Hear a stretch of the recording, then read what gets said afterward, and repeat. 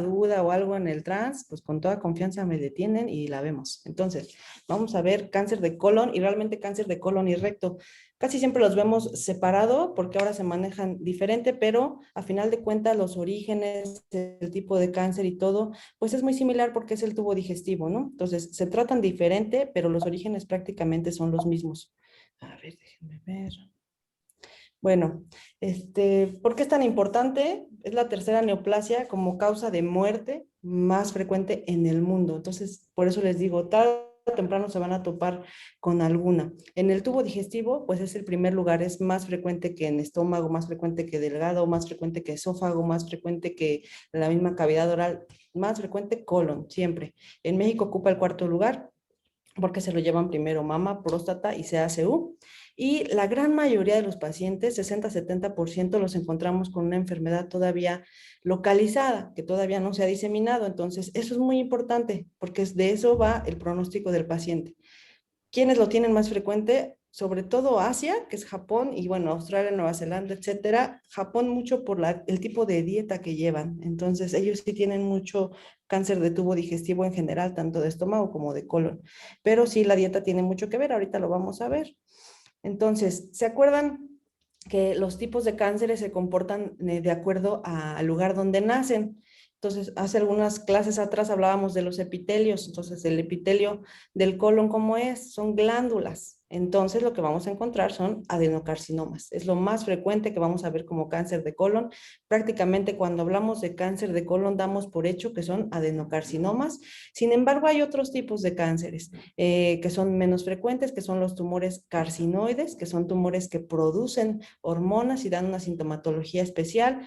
Acuérdense que en el tubo digestivo hay músculo liso, entonces que es para la movilidad, podemos encontrar leiomiosarcomas.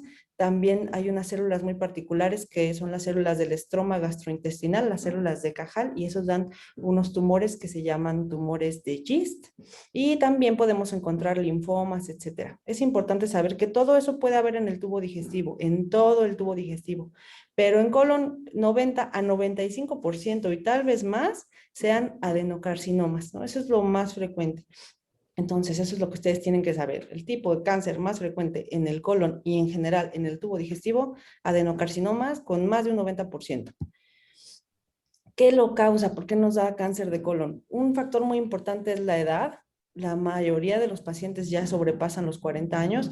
Sin embargo, sí hay factores genéticos que nos hacen tener cánceres en personas más jóvenes, pero la edad realmente es un factor pesado. Igualmente lo que hablábamos, la dieta, hay un patrón migratorio. ¿Qué quiere decir? Que bueno, depende mucho de los hábitos, el ambiente a carcinógenos de la persona. Entonces, se ha visto que si una persona se muda de una zona donde hay poco cáncer de colon a una zona donde hay mucha, al adquirir hábitos, dieta, etcétera, pues podemos pensar que va a aumentar su riesgo de cáncer de colon y esto se ve en relación a la zona donde vive, ¿no? Entonces, son varios los factores. Otro factor de riesgo importante en la presencia de adenomas. Si una persona tiene pólipos, es mucho más frecuente que puedan hacer ahí un cáncer de colon. Entonces, bueno, son los carcinógenos, la genética, la propia edad, un tubo digestivo que ha trabajado por muchos años, pues es muy, muy frecuente que pueda desarrollar tumores. Depende a lo que le metamos nosotros a ese tubo digestivo. Entonces, se ha visto que dieta abundante en carnes rojas, eso pues aumenta de alguna manera el riesgo. También se ha visto que las que están ahumadas o muy procesadas aumentan el riesgo, muy condimentadas, etcétera. Estilo de vida sedentario, ya se ha visto que la obesidad y sobrepeso tienen cierto factor de riesgo, aunque no demasiado importante. El tabaco, que es nuestro amigo de todos los cánceres, siempre lo encontramos presente. Y bueno, no quiere decir que todo aquel que fume le va a dar cáncer, pero sí sabemos que es mucho más frecuente en la gente que fuma. La ingesta de café para beneplácito de todos ustedes es protector, ¿no? Entonces eso nos disminuye el riesgo de cáncer, aunque muy poquito. Y también mucho tiempo se estudiaron los AINES como factor protector, incluso en las personas de riesgo, las personas que tenían familiares con genética de cáncer, se les sugería la aspirina. La verdad es que esto está muy en debate, pero por allí lo van a encontrar en algunos libros que todavía dicen si la aspirina te protege o no te protege. De entre todas las cosas buenas que nos hace la aspirina, ¿no? Entonces, bueno, eso es debatible, no es un hecho. Y otros factores muy importantes, los antecedentes genéticos. ¿Por qué es importante? Porque estos nos afectan precisamente a la población joven y acuérdense que todo cáncer con predisposición genética generalmente tiende a ser más agresivo, tener un comportamiento de un avance más rápido. Son células que ya vienen dañadas desde el nacimiento. Entonces, son personas que desde jóvenes se presentan con cánceres avanzados. Ya hay síndromes que están muy bien determinados en relación a cáncer de colon y es lo que les decía de las preguntas de examen. Son típicos que qué personas o qué síndromes están en relación con cáncer de colon. Como ya habíamos visto, los pólipos es un lugar donde pueden nacer los tumores y hay síndromes que producen muchos pólipos, entre ellos el síndrome de poliposis adenomatosa familiar, que es muy común, es autosómico dominante, es decir, que si yo tengo esta enfermedad, se la voy a heredar a mi hijo al 100%, ¿no? Entonces eso es algo que ya nos debe decir que tenemos que estar vigilando a los jóvenes desde muy, muy temprana edad con colonoscopías, estarles revisando desde bien jovencitos, idealmente 10 a 15 años antes de lo que la primera persona identificada se dio cuenta que tenía cáncer. Digamos, si una persona tiene 40 años y tuvo un cáncer de colon en relación con PAF, con la adenomatosis familiar, a sus hijos tendremos que estarlos vigilando desde los 30 obligadamente o desde los 25, ¿no? Eso es lo que quiere decir. Y hay una forma atenuada del gen que se presentan menos adenomas y que los diagnósticos ya avanzan hasta los 50 años, ya no son tan frecuentes.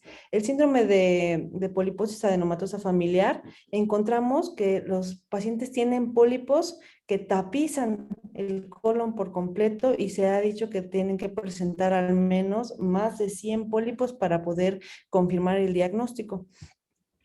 Entonces, lo determinamos por una sigmoidoscopía, colonoscopía anual en las personas que tienen los riesgos. Aquí les puse una foto de la poliposis. Realmente el pólipo está tapizado, el colon está tapizado de pólipos. No se puede ver, solamente es un empedrado. Ahí segurísimo van a ser un cáncer. Se dice que el 100% de las personas que tienen esta enfermedad van a desarrollar un cáncer tarde o temprano. Entonces, en estas personas en las que se detecta la poliposis, está indicada la colectomía total. Hay que quitarles el colon porque sabemos que les va a dar cáncer. Eso ya es una indicación. No son tan frecuentes, pero existen y la verdad son preguntas muy bonitas para los exámenes. Hay otros síndromes menos frecuentes, que es el síndrome de Turcot, que también está asociado a poliposis colónica, asociado a la mutación de un gen, y el síndrome de Gardner, que también da una variante de la poliposis, pero presentan otras alteraciones como osteomas craneofaciales, tumores cutáneos y bueno, los pólipos que tienen alto potencial maligno, ¿no? Entonces, todos esos son síndromes ya más raros, lo más común es el PAF y por aquí vamos a ver otro. Hay un cáncer de colon hereditario que no está asociado con los pólipos. Básicamente los síndromes los dividimos en dos tipos: síndromes polipósicos y síndromes no polipósicos. Los síndromes no polipósicos son los famosos síndromes de Lynch y hay dos tipos, Lynch 1 y Lynch 2. Básicamente el Lynch 1 solamente se asocia a cáncer colorectal y el Lynch 2 sí podemos ver otro tipo de tumores, estómago, intestino delgado, endometrio, ovario, urotelio. Urotelio, pues toda la vía urinaria, desde los uréteres o la pelvis renal hasta vejiga, hasta la uretra, en cualquier parte, que son cánceres poco frecuentes, pero que en estas personas sí los llegamos a ver mucho más común, así como tumores de hígado y vías biliares. Esos son los síndromes de Lynch. Entonces, son los cánceres que no están asociados a pólipos. Aquí vemos una persona que ¿cuántos cánceres le ven ahí en esa imagen? Tiene bastantes lesiones y sin embargo no es un colon que esté tapizado de pólipos como el otro que vimos. Entonces estos son los síndromes de Lynch. Para poder diagnosticar estos síndromes realmente no hay un estudio patológico, no hay manera de hacer una biopsia y decir, es un Lynch. No, tenemos que juntar ciertos criterios. En este caso son los criterios de Ámsterdam y se han ido modificando con el tiempo, pero básicamente son criterios clínicos. Si ustedes se fijan, por ejemplo, que debe haber 3 o más familiares con un tumor asociado al síndrome de Lynch, que prácticamente siempre es colon, endometrio, ovario. Cuando yo ya empiezo a ver en la consulta a un paciente que viene con un cáncer de colon asociado a pólipos y que después su hermana tuvo un cáncer de endometrio y que después tiene otro hermano que tuvo cáncer de colon, hey, esto me está diciendo que es un síndrome de Lynch y tengo que estudiar a toda la familia. Uno de los familiares tiene que ser en primer grado, un hermano, el papá, el hijo, 2 generaciones sucesivas afectadas. Uno de los diagnósticos tiene que hacerse antes de los 50 años de edad y forzosamente tenemos que descartar la poliposis adenomatosa familiar porque ese sería otro síndrome. ¿Y eso cómo lo descartamos? Con una colonoscopía y vemos que realmente no esté lleno de pólipos del colon. Como ven, son puros criterios clínicos para decir esta persona tiene Lynch y tiene un alto factor de riesgo para que muchos familiares estén enfermos. Entonces, eso nos hace estar estudiando a toda la familia a la vez. Por eso es muy importante. Igual hijos, etcétera. Otros síndromes que esos los van a encontrar en muchas más enfermedades y que están asociados a cáncer, el Peutz-Jeghers, que también da una poliposis en todas partes, en todo el colon, intestino delgado, en la mucosa oral, cáncer de mama, Cowden, que es la mutación del PTEN, que también vemos tumores de mama, tiroides, pólipos. Estos Cowden y Peutz-Jeghers los encontramos en muchos cánceres y se los van a estar encontrando por ahí, así que es bueno que los tengan presentes. Y otras causas, el antecedente familiar propiamente de un solo familiar y que no integre un síndrome de Lynch es un factor de riesgo para cáncer de colon, sin embargo, es un factor de riesgo menor. Se habla que de 1.5, aquí le pongo de 2 a 4% de mayor de riesgo. Entonces, los familiares también está recomendado que se hagan colonoscopías una vez cada 5 años 10 años antes del familiar que tuvo el cáncer de colon. ¿Por qué? Porque existe un riesgo aumentado. Sin embargo, no se integra ningún síndrome, ¿no? Entonces, nada más le llamamos cáncer colorectal familiar. Entonces, es tan frecuente que sí tenemos que conocer que existe todo eso. ¿Por qué se forman ahí o cómo se forman? Hay 2 vías para la formación del cáncer de colon, que son realmente 2 teorías en donde se forman los cánceres. Una vía clásica que le llamamos, que es la progresión de un adenoma o de un pólipo a un cáncer. Esto se cree que es el 80% de los casos. O sea, la gran mayoría no está asociado a síndromes, pero sí tuvieron un antecedente de un pólipo. Por eso es que en todas las colonoscopías que se realizan, cuando se encuentra un pólipo hay que retirarlo y se tiene que mandar forzosamente a patología. Eso ya es algo que se hace ya de rutina. Y hay otra vía que son las vías, la vía mutadora, son las vías alternativas y que se asocia a alteraciones de los genes, que es una porción de los genes que son las alteraciones microsatélites y que también se asocia a cáncer hereditario en personas muy jóvenes. En estas personas se ha visto que tienen mutación de estos 3 genes, APC, P53 y CARRAS.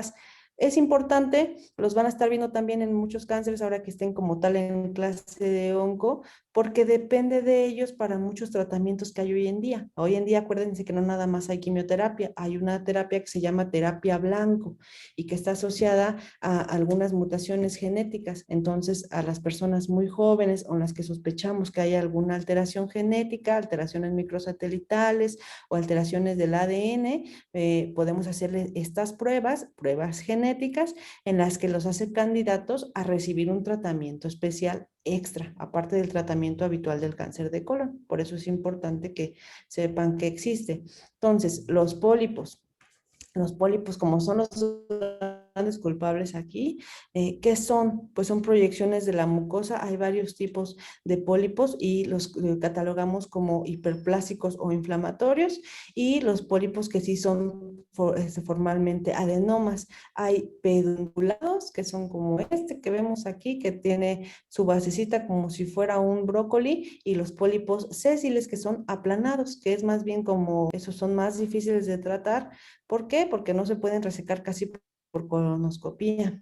Aquí vemos la histología de los pólipos. Todo pólipo se manda a estudiar y encontramos que son de estas características. Puede haber tubulares, que esas son las características de las células, son la mayoría de los pólipos y solamente tienen un 5% de malignidad. Hay otros que ya se están convirtiendo en vellosos, se llaman túbulo-vellosos, esos ya tienen un 25% de malignidad. O sea, para que se lo graben, entre más vellosidades veamos, entre más peludo esté el pólipo, pues más riesgo de que haya un cáncer ahí. Y el pólipo velloso, propiamente, esos tienen hasta un 45% de riesgo de desarrollar malignidad. Una persona que lo tuvo, tenemos que vigilarla muy de cerca porque sabemos que puede desarrollar un cáncer. Igual, el tamaño del pólipo también nos va a hablar de qué tanto riesgo hay de que ya empiece a haber displasias, alteraciones en las células o que desarrollen un cáncer.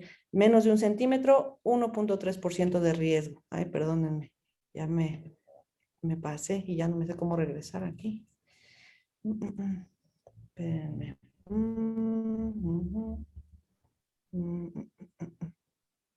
Aquí está.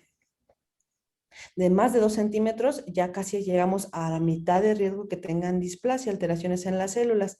Y el 60% ya está, generalmente son de los que están distales, ahorita los vamos a ver, al ángulo esplénico. La parte final del tubo digestivo generalmente es la más afectada. 24% de ellos van a desarrollar un cáncer colorectal. Entonces, todo pólipo debe ser retirado o estudiado en la medida de lo posible cuando se hace una colonoscopía por cualquier motivo, ¿no? Entonces, ¿cuáles son los más comunes? Ya lo dijimos, adenocarcinoma hasta el 95% de los casos, y los diagnósticos diferenciales, linfomas, carcinoides, tumores del estroma, tumores del músculo liso, etcétera. ¿Por dónde se diseminan los tumores? Se diseminan vía linfática número 1 hacia los ganglios y después por vía hematógena. Y como ustedes ya dominan toda la vascularidad del colon, sabemos que toda la sangre venosa del colon prácticamente va a filtrarse al hígado y después finalmente al pulmón. Entonces, los tumores de colon tienden a diseminarse hacia ganglios, hígado y pulmón, ¿no? Muy bien. Bueno, entonces, las partes afectadas del colon, como ustedes lo van a encontrar, lo más común es del ángulo esplénico hacia abajo.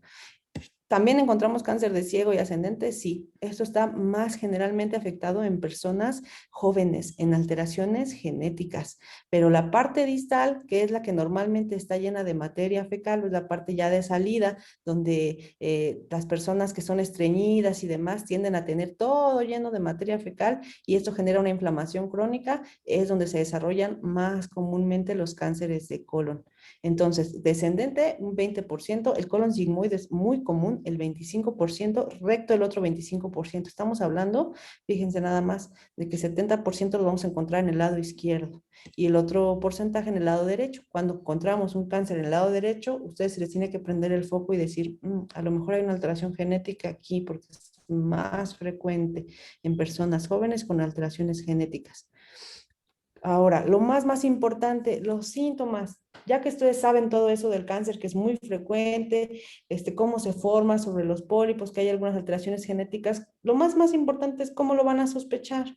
La gran mayoría de los pacientes acuden al doctor, al de la farmacia o al que sea, con síntomas de dolor, estreñimiento, distensión abdominal. Si ustedes se fijan, son síntomas muy inespecíficos, algunos con diarrea, algunos están con un intercambio de diarrea-constipación, están, es que de repente me suelto y de repente siento que no puedo evacuar.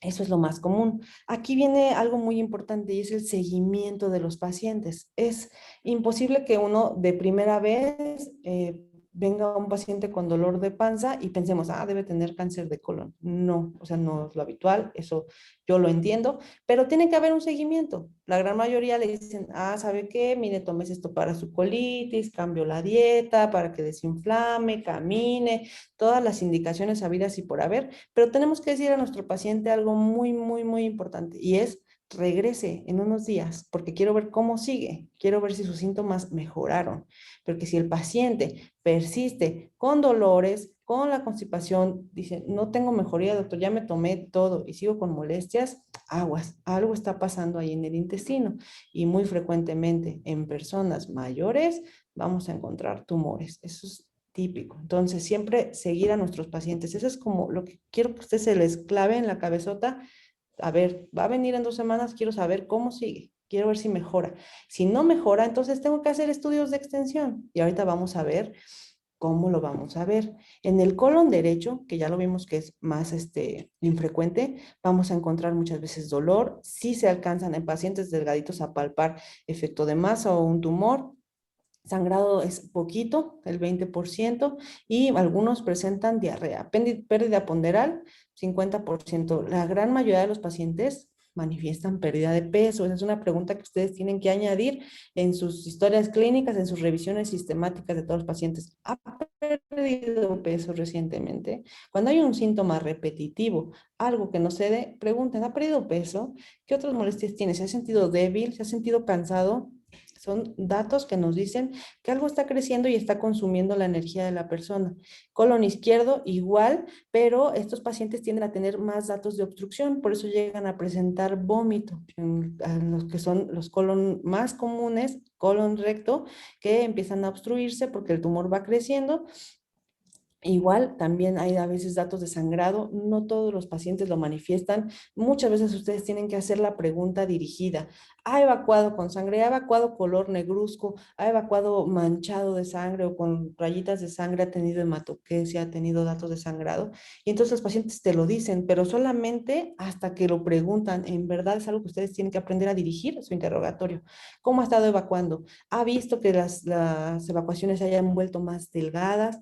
¿Ha visto que vayan acompañadas de moco o de sangre? Y entonces sí, ya vemos, hay veces que solamente es una parasitosis, que solamente es una gastroenteritis, que son enfermedades inflamatorias intestinales, que son patologías que ustedes tienen que estudiar muy bien, como son el CUSI y el Crohn, ¿no? La enfermedad inflamatoria intestinal, que son como nuestro diagnóstico diferencial por excelencia y que tenemos que también tener presentes y que hayan estudiado CUSI y Crohn. Esas son enfermedades solamente inflamatorias. Ya que vimos que nuestro paciente persiste con los síntomas recurrentes o persistentes, que ya tenemos en cuenta su edad, los antecedentes familiares, que el tipo de dieta, si el paciente fuma o no fuma, entonces tenemos que sospechar. Ahí es donde ustedes viene su intervención, la sospecha franca de que puede haber un cáncer. Y entonces, ¿qué le vamos a hacer? Obviamente, historia clínica y su exploración física, ¿no? Por ahí empezamos. Y empezamos a buscar adenopatías en cuello, masas en el abdomen, cuando hay sospecha de tumor de recto, un fabulosísimo tacto rectal que no se le niega a nadie. Entonces, desde su dedo ya podemos estar haciendo diagnóstico. Siento raro, se siente una bola, el dedo entra con dificultad, sale manchado de sangre, probablemente ahí está viendo un tumor, ¿no? Entonces, ahí ustedes ya hacen una sospecha ya más dirigida y entonces van a pedir una colonoscopia, que es el gold estándar para diagnosticar cáncer de colon y para diagnosticar, sí, para diagnosticar Crohn y para diagnosticar pólipos. Entonces, la colonoscopia es el estudio por excelencia que vamos a tener que pedir, ¿vale? Eso es algo que ya hagan su secuencia. Dolor de panza, no cede, les repite, pérdida ponderal, paciente fuma, más de 50 años, su colonoscopia, ¿no? De hecho, la colonoscopia hoy en día ya tendría que ser como un estudio de screening en más de 50 años, incluso más de 45 y en algunos lados se recomienda. ¿Por qué no lo sugiere el gobierno aquí? Como lo sugiere el Papa Nicolau, como lo sugieren las mastografías o el estudio de próstata en hombres, porque cuesta y hacerle colonoscopías a toda la población saldría muy caro, pero realmente si nosotros queremos vigilarnos, vigilar a nuestra familia, después de los 50 años, una colonoscopía es un buen chequeo general. Entonces, así de frecuente es el cáncer de colon. Ahora, ya que vieron, me dijo el doctor, ¿sabe qué? Sí hay una bola, ya le tomé una biopsia y eso nos va a dar el diagnóstico histológico. Entonces vamos a completar nuestra evaluación. ¿Cómo? Con una tomografía. ¿Qué vamos a buscar en la tomografía? Sabemos que en la tomografía idealmente hay que pedirla de tórax. ¿Por qué? Porque sabemos que el cáncer de colon avanza al pulmón y de abdomen. Idealmente con contraste porque nos permite ver mejor las estructuras, ¿no? Y aquí vamos a ver la extensión de la enfermedad, si nos está afectando la grasa que esté alrededor de los tumores, a veces incluso se están metiendo a la pared del colon, a veces nos está afectando una estructura al lado, como puede ser un riñón, o cuando están muy abajo puede ser la vejiga. Entonces, la tomografía nos va a hablar de la extensión de la enfermedad. ¿no? Vamos a ver también los órganos hacia donde el tumor camina, como ya les dije, el pulmón y el hígado. Por eso es indispensable que la tomografía lleve contraste, porque las metástasis o las lesiones en el hígado, que suelen ser frecuentes en cáncer de colon avanzado, las vamos a ver solamente con contraste, si no se nos van a pasar por alto. Una placa o idealmente, yo sugiero siempre una tomografía, y a todos los pacientes en los que veamos que o tenemos el riesgo de que tengan una enfermedad en el colon, un cáncer de colon, hay que pedirles un antígeno carcinoembrionario, que es un marcador tumoral y que nos va a servir mucho para el seguimiento del paciente principalmente, ¿no? Si yo tengo la sospecha, tengo un paciente en la consulta y tengo la sospecha, ¿es válido pedirle un antígeno? Sí. ¿Nos va a hacer el diagnóstico? No necesariamente.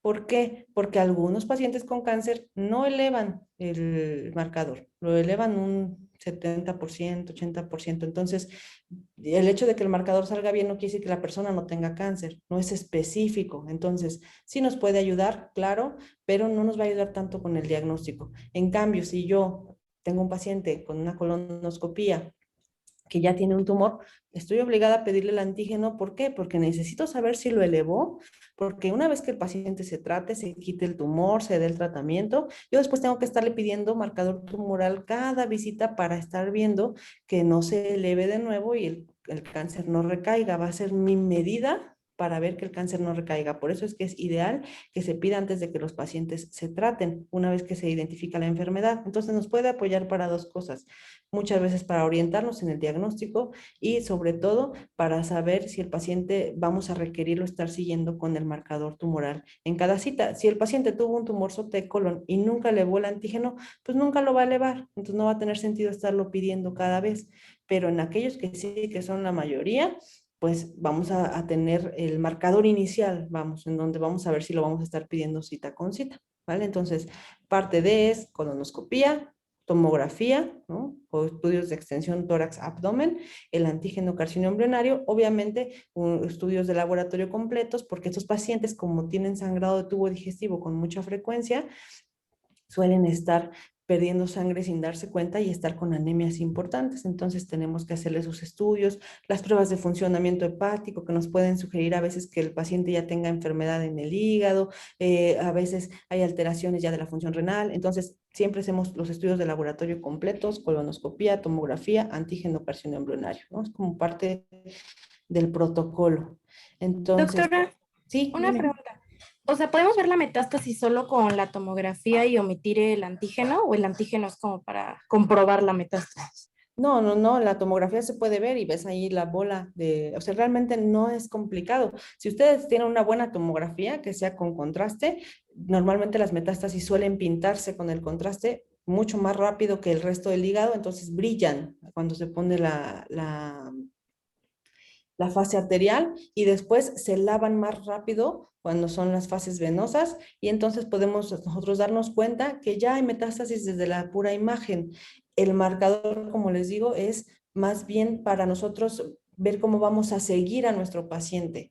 Nos ayuda cuando yo veo una, por ejemplo, es cosa de ir juntando los datos. Esto es mucho, mucho de la sospecha. Yo tengo un paciente con síntomas, tiene pérdida de peso y todavía no le pido la colonoscopía porque llegó a urgencias por el dolor, vamos, llegó a urgencias por el dolor, eso es típico, ya lo van a ver cuando pasan a urgencias en algún momento de la vida.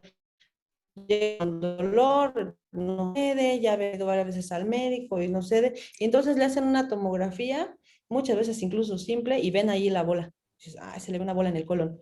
Casi seguro, yo sé que es la tercera neoplasia más frecuente, entonces puede ser un cáncer de colon. Le voy pidiendo un marcador y entonces el marcador me ayuda a decir, nah, pues trae un marcador, lo normal es que esté abajo de 4, el paciente trae 20, 25, casi seguro va a ser un cáncer de colon. ¿Eso me hace el diagnóstico? No, es un diagnóstico presuntivo todavía. ¿Qué me hace el diagnóstico? ¿Ustedes qué ¿Una piensan que hace el biopsia? diagnóstico?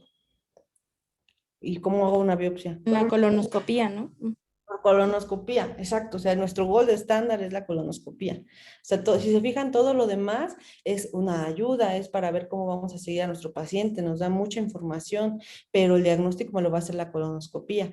Hay algunos pacientes, y con mucha frecuencia, que llegan ya ocluidos, que llegan con un tumor lo suficientemente avanzado como para que ya se ocluyó y el paciente llega a urgencias vomitando, distendido, no puede evacuar y entonces no podemos hacer una colonoscopía.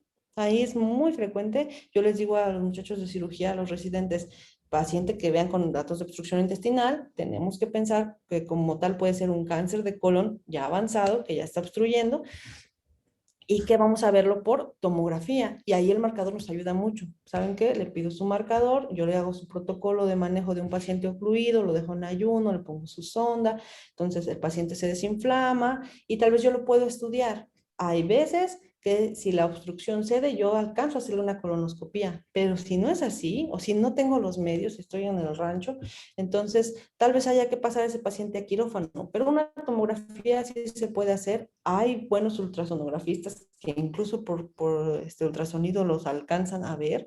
Eso depende mucho de quién lo haga y nos diga, hay un tumor en el colon. Y como yo sé que el 90%, 95% son adenocarcinomas, casi seguro que yo ya va a ser un cáncer de colon. Le pido su marcador, sí, me va a dar información.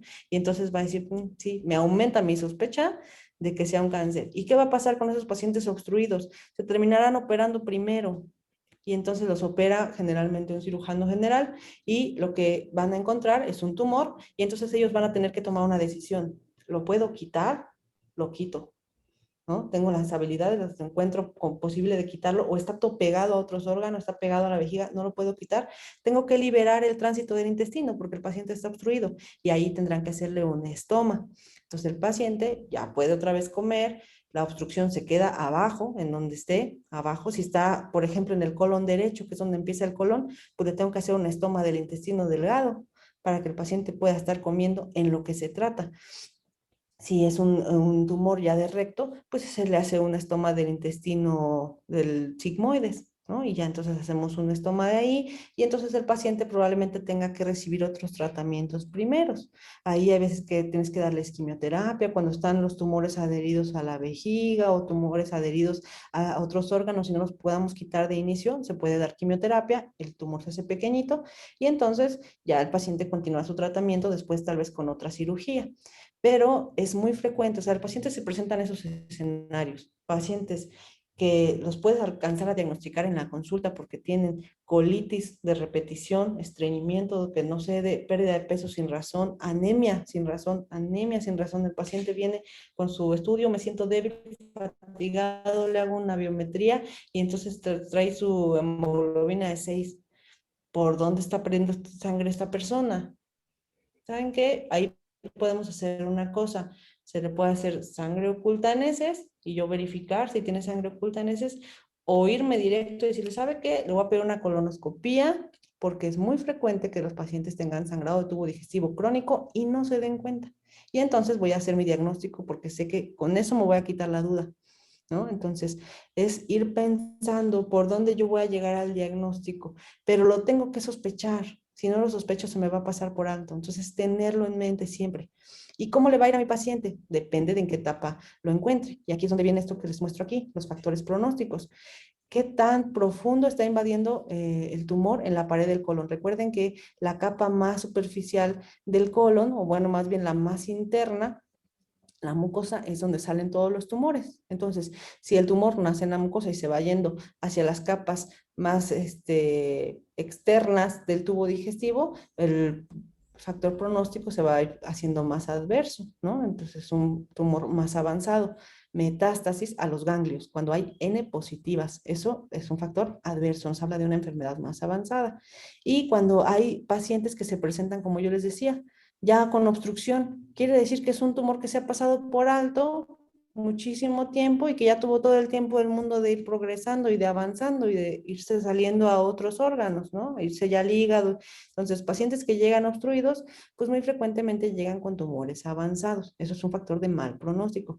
Márgenes quirúrgicos. Cuando el paciente se opera o lo operan y es una persona que no tiene los conocimientos para quitar un tumor, pues muchas veces dejan tumor ahí, ¿no? Entonces, si se quedó tumor, pues va a recaer. Entonces, es importante que nosotros cuando vayamos a meter a un paciente a quirófano, pues ya vayamos con toda la información que se pueda para poder hacer el procedimiento que sea el necesario. Ahorita los vamos a ver muy rápido.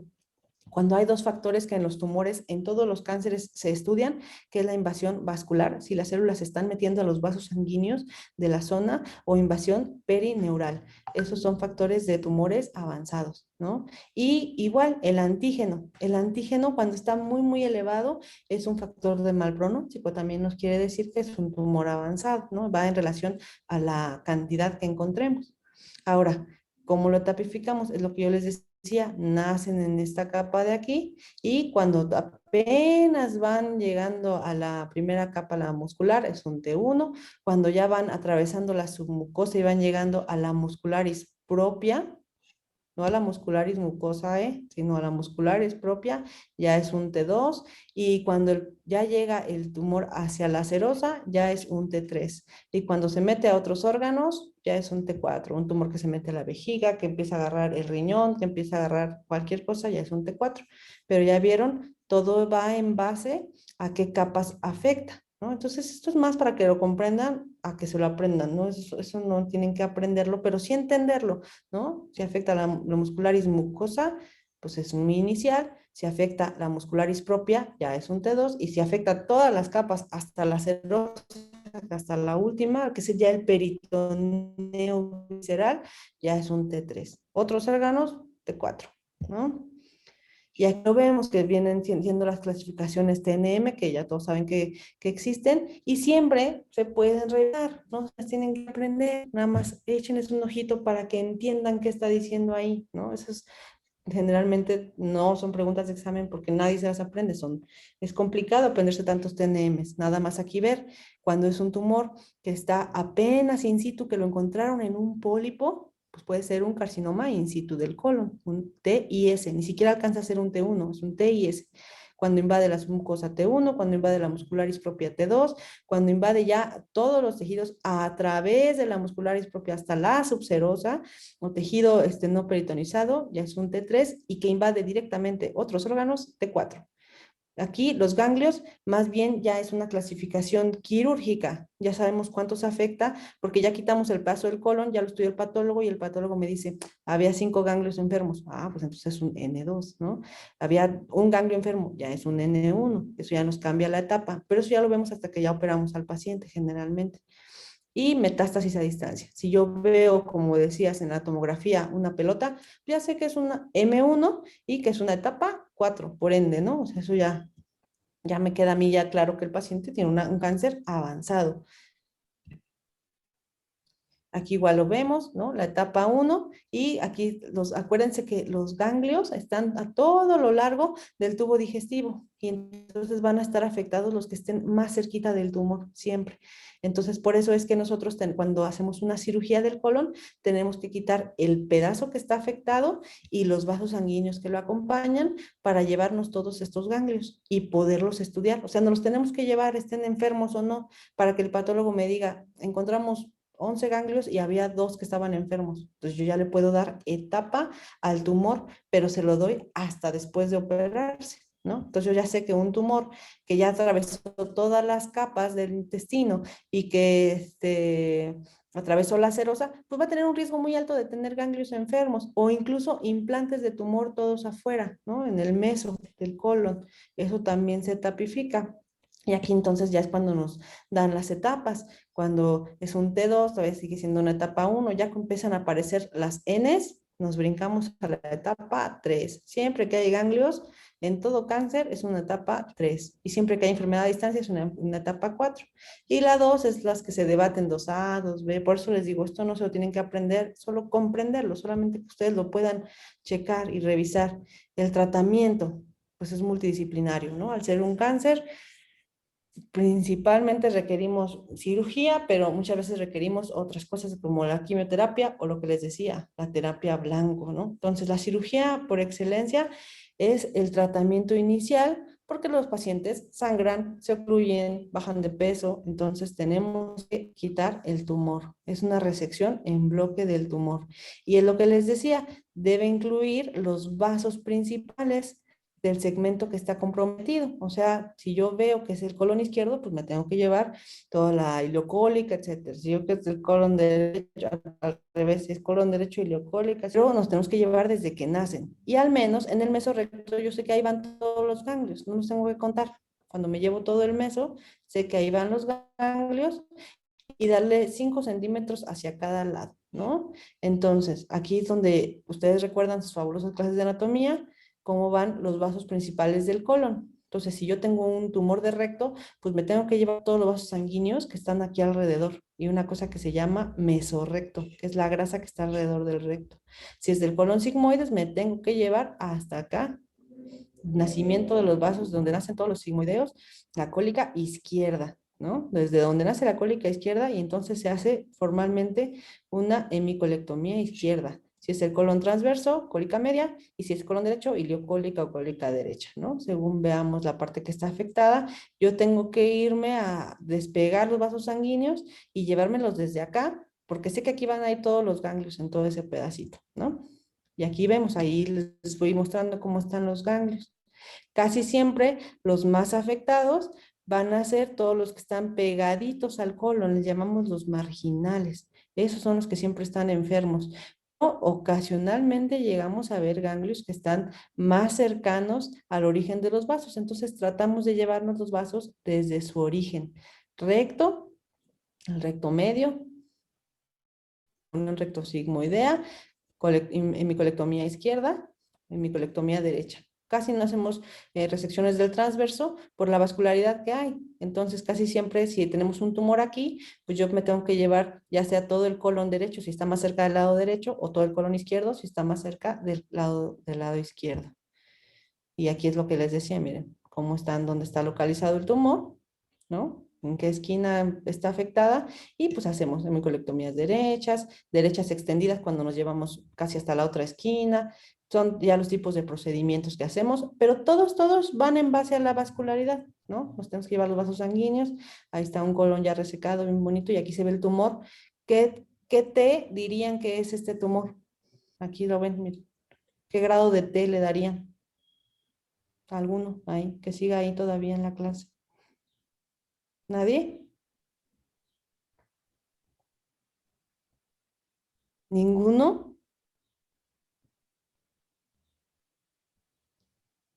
¿No sabrían qué grado de T darle a este tumor?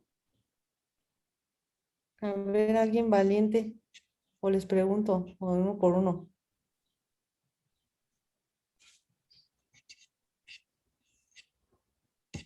Sería como un T3, ¿no? Al menos un T3, ¿no? Pues está atravesando hasta afuera. Mira, ven cómo está la cerosa. Al menos un T3. Muy bien, Paula. Muy bien. Eso está muy bien. Entonces, aquí ya nosotros podemos ir viendo qué tan avanzado está nuestro tumor. Entonces, bueno, vamos a ver. Ahora, los cánceres se pueden dividir resecables, no resecables, y aquí vamos a ir viendo. Es lo que yo les decía, a veces se manifiestan como obstructivos o no obstructivos. Y cuando son resecables o no resecables, los estudios que hay que hacer, pues obviamente la colonoscopía que nos va a dar la biopsia, laboratorios, el antígeno, la tomografía. El PET no es rutinario, así que ignórenlo, no se les pide a todos los pacientes. Nada más lo importante es colonoscopía, tomografía, antígeno, ¿no? Y sus laboratorios de rutina. ¿Y qué vamos a hacer con estos pacientes? Cuando el tumor llega a la consulta, el paciente llega a la consulta y todavía tiene apenas síntomas y va iniciando, lo podemos programar para una cirugía de inicio y ya veremos si se había salido de donde nació hacia los ganglios, hacia algún otro lado, requerirá quimioterapia, pero primero le programamos su cirugía. Cuando el paciente ya llega obstruido, urgencias, entonces lo más probable es que lo tengamos que operar primero, incluso que sea cirugía general quien lo opere, porque ya llega con una urgencia de cirugía, ya no se puede esperar a valorar tolerar qué. Entonces, muchas veces ahí lo que hacen los médicos, si el tumor está adherido o muy grande, se puede hacer una colostomía y después se continúa el protocolo. Generalmente se ve si pasa a cirugía primero o a quimioterapia primero. Y cuando ya vemos por imagen que el tumor no está resecable o el paciente no es quirúrgico, ¿cuándo no es quirúrgico el paciente? Cuando no te va a tolerar una cirugía, viene muy deteriorado, etcétera. Bueno, se valora la posibilidad de una quimioterapia inicial, ¿no? Entonces cambia el manejo de acuerdo a las etapas. Las quimioterapias casi siempre las requerimos, a pesar de que el 60 al 70% de los pacientes presentan una enfermedad todavía localizada. Estamos hablando de una etapa 3 que llega a ser hasta los ganglios generalmente, llegan a ser curativas. Los pacientes de cáncer de colon los alcanzamos a curar muy bien, a pesar de que puedan estar avanzados a los ganglios. Pero algunos de ellos van a recaer, van a morir por metástasis, sí, es un porcentaje realmente menor del 40%, pero sí ocurre. Y bueno, hay que identificar a los pacientes que requieren el tratamiento adyuvante, que los ganglios o a las zonas cercanas o que está atravesando toda las capas de la mucosa, gente requieren una quimioterapia extra para evitar que haya metástasis pequeñitas que se queden, para reforzar el control local. ¿Qué significa esto? Que el tumor no regrese a donde había nacido. Para incrementar la quimioterapia es muy común en cáncer de colon. ¿Cuáles son las quimioterapias? Pues son todas estas, ¿no? En quienes se utilizan, aquí otra vez lo vemos, ¿no? Pacientes que tienen un tumor inicial T1 o T2, pues generalmente no requieren ningún tratamiento extra. Pacientes que ya atravesaron todas las capas de la mucosa, un T3 como el de la foto, yo sé que ya puede haber dejado las malas por ahí, mejor le doy quimioterapia. Y aquí está cómo lo voy a vigilar. O pacientes que tengan ganglios enfermos o quimioterapia. ¿Cómo lo voy a seguir? Pues los voy a estar viendo ya después de operados en la consulta con su antígeno carcinoembrionario. Aquí es donde entra el antígeno, en el seguimiento de los pacientes. Sus tomografías al menos una vez al año por 3 años. ¿Por qué? Porque sé que puede recaer la enfermedad localmente, o sea, donde nació o a distancia. Igual puede haberse quedado una célula en la circulación y estar ahí en el hígado y desarrollarse con el tiempo y yo la vea tiempo después. Entonces yo tengo que estarle haciendo tomografías cada año a mi paciente, cada año a mi paciente que ya traté con cáncer de colon. Entonces, son los estudios que yo voy a utilizar para el seguimiento. Aquí donde está el rol principal del antígeno carcinoembrionario, ¿no? Entonces, lo voy a estar pidiendo cada consulta. Hay veces que yo veo todos mis estudios limpios, pero el antígeno carcinoembrionario se empieza a elevar. Algo está pasando, está regresando a la enfermedad y como el PET, etcétera. Igual, lo mismo, cómo voy a tratar a los pacientes según la etapa clínica y cómo los voy a vigilar, pues es muy similar a la pasada. Los esquemas de quimioterapia, que ustedes no tienen que aprenderse eso, pero saber que existen, que prácticamente son capecitabina y leucovorin, son los medicamentos que más se utilizan. Los estudios de extensión, ya los vimos, antígeno, tomografía, colonoscopía, ¿no? Entonces, muchos años se utilizaron el 5-fluoracilo, fue parte del tratamiento de la quimio, muchos años en quimio. Hoy ya se utiliza más bien el oxaliplatino y esquemas que se utilizan con este medicamento o capecitabine, que generalmente son los tratamientos que se dan para quimioterapia. A los pacientes que tenemos el riesgo, pacientes jóvenes, pacientes de colon derecho, etcétera, hay que determinarles esta mutación que se llama KRAS, porque les decía, se da un tratamiento extra, para eso se determina. Entonces, siempre corroborar cuando hay metástasis, que yo veo que la pregunta que me hacían, si yo veo que hay manchas en el hígado, le tengo que pedir el marcador, eso me va a decir si hay enfermedad o no. No, no es un hecho, pero sí puedo corroborarla haciéndole una biopsia tal vez, ¿no? Entonces ya tendremos nosotros que estudiar a nuestro paciente con probables metástasis para darle el tratamiento que sea. Cuando el tumor del intestino es resecable, aunque haya metástasis, siempre lo tengo que quitar. ¿Por qué? Porque si no el paciente se va a obstruir, si no el paciente va a sangrar, si no el paciente se va a deteriorar. Entonces, aunque tenga enfermedad en su hígado, si yo le puedo quitar el tumor del colon, se lo quito, ¿no? Y ya después le doy quimio, ya después me peleo con la metástasis, pero por lo pronto la cirugía siempre sigue siendo la primera opción. Cuando la enfermedad no es resecable, entonces primero le doy la quimioterapia y después otra vez evalúo la posibilidad de la cirugía, ¿no? Igual, metástasis que no son quitables, pero el tumor primario sí se puede quitar, el tumor del colon se puede quitar, lo que les comentaba, valorar la cirugía y después su quimioterapia y después ya veo si le puedo quitar o no la metástasis. O sea, con el cáncer de colon nos podemos pelear bastante para tratarlo y los alcanzamos a tratar. ¿Cómo les va a los pacientes? La etapa 1 se curan el 92%. La etapa 2, la supervivencia o sobreviven a los 5 años, el 87%. La etapa 2A, etapa 2B, 63 a 89%. Una etapa 3, ya cuando hay ganglios, dependiendo, se curan del 55 al 89%. O sea, vean que a pesar de ser una etapa 3 de cáncer, sigue habiendo muy buena posibilidad de curación. Las etapas ya 13 más avanzadas, pues bajan a una mitad, a un 50%, sigue siendo muy bueno. Y las etapas hasta un 11% de sobrevida a los 5 años, pero son pacientes que sobreviven con el cáncer avanzado en una etapa 4 años, un buen porcentaje, 11% todavía, ¿no? En cáncer de recto es muy, muy similar, también pueden hacer en pólipos y se maneja un poquito diferente. Aquí más bien tenemos que valorar a los pacientes que se van a operar primero y a los que se les da quimioterapia primero. Hoy en día, cáncer de recto casi siempre se van a quimioterapia primero, les va mejor porque podemos conservar el recto y que no vivan con un estoma toda su vida. Entonces, ellos se estudian un poquito diferente, pero si detectamos un cáncer de recto que no está obstruido, pues casi todos los mandamos primero a quimio y ya hasta después los operamos, ¿no? ¿Para qué? Pues para evitarles un estoma.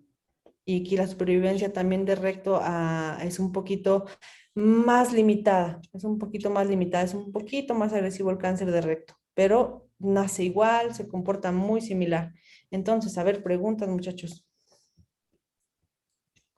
Pero ¿Alguien tiene entonces aquí alguna duda? en México, o sea, debería de ser rutina como a partir de los 40 años, hacer la colonoscopia cada cierto Se ha tiempo. sugerido, se ha sugerido que a partir de los 40, 45 años, una colonoscopía cada 5 años, no anual, cada 5 años sería ideal. O sea, si ustedes tienen posibilidades de mandar a sus papás a una colonoscopía cada 5 años, no, debería ser, ¿no? Pero no se pone porque es costoso. Realmente cuesta estar haciendo colonoscopías a toda la población, ¿te imaginas?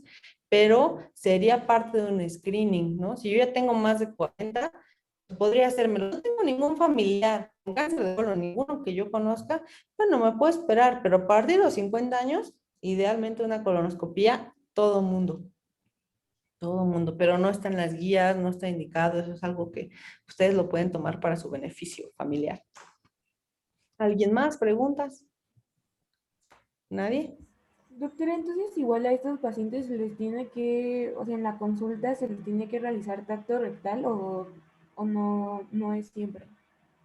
Pues idealmente a todos los pacientes hay que realizarles tacto, a todos los pacientes, ¿no? ¿Por qué? Porque algunos de ellos no van a tener un tumor palpable. ¿Cuánto mide nuestro dedo? Digo, habrá quien tenga un dedote, pero la mayoría tenemos un dedo chiquito. Entonces, alcanzaremos a tocar una parte, pero es ideal hacerlo en un paciente que ya tiene síntomas repetitivos gastrointestinales. ¿Por qué? ¿Por qué se debe hacer? Porque es muy fácil, está accesible en los pacientes que tengan también hospitalizados con dolor de panza. ¿Sabe qué? Le voy a hacer un tacto, porque desde ahí podemos hacer el diagnóstico sencillo y barato con un guante y tantito gel. Entonces, es ideal hacerlo, pero la gran mayoría les da pena.